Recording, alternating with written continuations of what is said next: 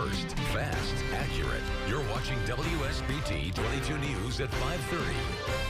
There are more than 300 sex offenders in St. Joseph County. Now, police tell us many of them are only monitored once a year. WSBT-22's Zach Crenshaw looked into the system designed to keep your kids safe. And Zach, there just aren't enough officers to keep tabs on these offenders. Not at all, Rick. One officer told me monitoring of sex offenders is underfunded nationwide. Many people are aware of the registry, but police say it's important that parents actually check it because, as we found out today, you never know who's living around the corner. Dale Bradshaw's mugshot is from 2013, when he was charged with molesting a 5-year-old.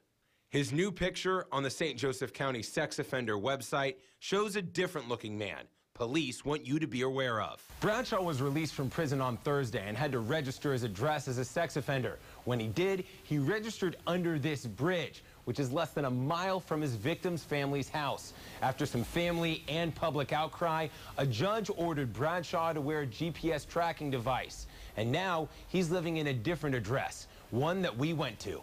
Dale Bradshaw is not here, do not live here. Do not come back with that camera. He doesn't live here? Whether you do or whether you don't, it's confidential. Don't come back here with that camera. The man you just heard from told us Bradshaw didn't live at the home in the 2700 block of Michigan Street, something the online registry and police contradict.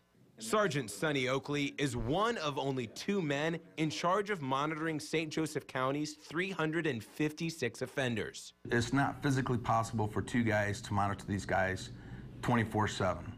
What state statute says is that we're required to check on their address once a year. But even checking addresses can be difficult. We have sex offenders that will come in on a Monday and say that they're at 123 Main Street, and then 7 days later we go to 123 Main Street to see if they're there, and they're gone. So depending on the rotation of when we're checking addresses, we could be 2 or 3 months behind somebody that's left. And the fact that these offenders can go unmonitored for any amount of time? Any sex offender has the potential to be a danger to society. How many people on probation and parole do you think break that or violate it in some way? Probably all of them. Sergeant Oakley says it's important for you to be aware of where sex offenders live. You can find a link to that information on WSBT.com.